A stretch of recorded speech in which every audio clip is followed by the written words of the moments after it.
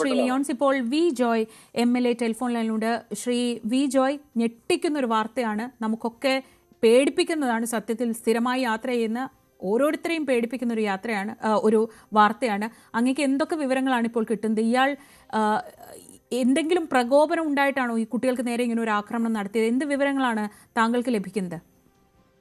നമുക്ക് അവിടുന്ന് local police, Varkala local police എടുത്ത കുറച്ച് വിവരങ്ങൾ മാത്രമാണ് നമ്മുടെ പക്കലുള്ളത്. അവർക്ക് കിട്ടിയ വിവരങ്ങൾ അനുസരിച്ചിട്ട് ഇയാളൊരു മദ്യപിച്ചിരുന്നു എന്നൊരു വിവരമാണ് റെയിൽവേ പോലീസിൽ നിന്ന് ലഭ്യമാകുന്നത്. പൊടുന്നനെ ഒരു ആക്രമണം ഉണ്ടായി എന്നാണ് കൂടെ ഉണ്ടായിരുന്ന കുട്ടി പോലീസിനോട് പറഞ്ഞിട്ടുള്ളത്. അതിൽ രണ്ട് കുട്ടികളുടെ നേരെ തന്നെയാണ് ആക്രമണം ഉണ്ടായത്. അതിൽ ഒരു കുട്ടി പുറത്തേക്ക് തെറിച്ചു വീഴുകയും ഒരു കുട്ടി അതിനകത്ത് തന്നെ തട്ടി വീഴുകയും ചെയ്തു എന്നുള്ളതാണ് മനസ്സിലാക്കുന്നത്. ഇയാളെ അതിനകത്ത് ട്രെയിനിലുണ്ടായിരുന്ന ആളുകൾ തന്നെ വളഞ്ഞിട്ട് പിടിക്കുകയാണ് ചെയ്തത്. ഇപ്പോ റെയിൽവേ പോലീസിന്റെ കൈവശമാണുള്ളത്.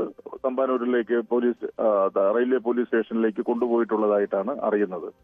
ഈ കുട്ടിയുടെ കാര്യം ഒരു ഗുരുതരമായിട്ടുള്ള സാഹചര്യമാണ്. മനസ്സിലാക്കുന്നത് അവിടെ SN ശ്രീനാരായണ മിഷൻ ഹോസ്പിറ്റലിലാണ് ആദ്യം കൊണ്ടുപോയത്. അവിടെ ചെല്ലുമ്പോഴാണ് ഇന്റേണൽ ബ്ലീഡിംഗ് ഉണ്ടെന്നുള്ള വിവരം ഡോക്ടർമാർ നോക്കുന്നത്. പ്രാഥമിക ശുശ്രൂഷ നൽകി ഇപ്പോ മെഡിക്കൽ കോളേജിലേക്ക് കൊണ്ടുപോയിട്ടുണ്ട്. അല്പസമയത്തിനുള്ളിൽ മെഡിക്കൽ കോളേജിൽ എത്തും എന്നാണ് പ്രതീക്ഷിക്കുന്നത്. ഒരു പേടിപ്പിക്കുന്ന ഒരു സംഭവമാണ്. ഇപ്പോ നമുക്കൊക്കെ ഇതില് നമ്മൾ മനസ്സിലാക്കേണ്ടത്, ഇപ്പൊ നിങ്ങൾ പറയുന്നത് പോലെ വളരെ ഭയാനകമായിട്ടുള്ള ഒരു സാഹചര്യമാണ്. നമുക്കൊരു വൈകുന്നേരമായാൽ ട്രെയിനിൽ സഞ്ചരിക്കാൻ പറ്റുന്ന ഒരു സാഹചര്യം. ഇപ്പൊ ഒരു സംഭവം ഉണ്ടാകുമ്പോൾ റെയിൽവേ അലർട്ടാവും.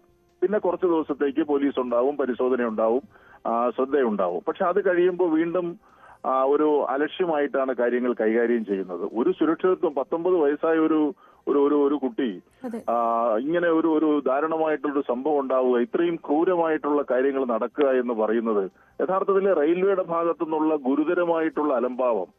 റെയിൽവേ അധികാരികൾ ഈ കാര്യത്തിൽ വളരെ വ്യക്തമായിട്ട് അവരുടെ നിലപാട് വ്യക്തമാക്കേണ്ടതാണ്.